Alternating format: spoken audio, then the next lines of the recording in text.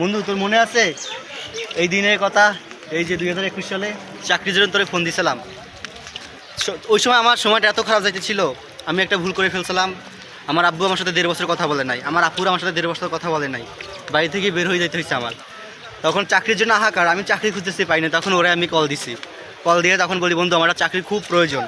আমি জীবনে বাপের হোটেলে বসে মনে কোনো একটা কাজ করি নাই, জীবনে আমাদের অনেকগুলো গরু আছে, জীবনে আমি একটা গরু কোলায় বানতে যাইনি, এই অবস্থা। আর তখন ও আমাকে একটা চাকরি দিছে, চাকরি ছিল ডেলিভারি ম্যানের। তো ডেলিভারি ম্যান হচ্ছে যে ডিএসআর, ভ্যান গাড়ি চালানো। জীবনে আমি ভ্যান গাড়ি চালাই নাই, কিন্তু আমি পোলা মুখে মাস্ক লাগাইয়া মাথায় ক্যাপ লাগাইয়া গাড়ি চালাইছি। আমার এত খারাপ লাগছে, মানে কারণ যে আমি কি বলবো, আমার সাথে কেউ কথা বলে নাই, কিন্তু যার জন্য আমি এত কিছু ফেস করছি সেই মানুষটা কিন্তু আমার পাশে নাই, চলে গেছে আমার রাইখা। তবে আমার ক্যারিয়ারটা 4 বছর শেষ করেছে, কিন্তু 2024 সালে ডিসেম্বরের 12 তারিখ আমার লাইফে নতুন একজন আসছে।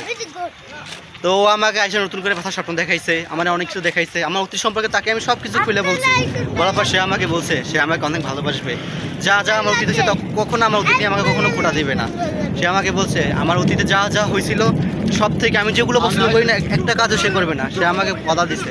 বিশেষ করে তাকে যদি আমি একবার পায়ে যাই তাকে আমি রানি করে রাখি। জীবনে একটা কথা সত্যি, 1000টা আত্মীয় থেকে একটা বিশ্বাস তো বন্ধু অনেক দরকার। তাই হয়তো তোর উপকার আমি কখনো বলবো না। আমার এখনও সেই দিনটার কথা খুব মনে পড়ে যে আমার একটা চাকরি দিছে, তারপর আমি 3 মাস এখানে জব করার পরে আমার স্যার যখন জিজ্ঞাসা করছে তুমি কি শিক্ষিত, আমি বলছি হ্যাঁ শিক্ষিত। তো স্যার আমাকে কোশ্চেন করছে তুমি শিক্ষিত একটা ছেলে, তুমি আসলে ডেলিভারি মানে কাজ করো, গাড়ি চালাও। তো উনি আমার তখন এই স্যারের জব দিছে, তখন থেকে মার্কেটিং লাইন শুরু। আর ওইখান থেকে তো আমাদের বন্ধুদের সাথে এরকম পরিচয়। তার মাঝখানে ও আসে 2022 সালে, আসার পর থেকে তো ওই 3 বন্ধু সবসময় একসাথে চলি। আপনারা তো সবসময় দেখেন আমাদের সোশ্যাল মিডিয়ায় বা ফেসবুকে আমরা সবসময় ভিডিও আপলোড করি। মানে এই দিনগুলো যে আমার খুব খারাপ গেছে, আমার ফ্যামিলি আমার সাথে 1.5 বছর কথা বলে নাই। ওই দিনগুলো আমি জীবনে মনে করেন যে ভ্যান গাড়ি কি, ওই ভ্যান গাড়ি আমি চালাইতে পারতাম না, 3-4 বার অ্যাক্সিডেন্ট করছি, তারপর আমি ছাড়ি নাই। মনে করেন ইচ্ছা শক্তি থাকলে সব কিছু করা সম্ভব ভাই, লাইফে সব কিছু করা সম্ভব।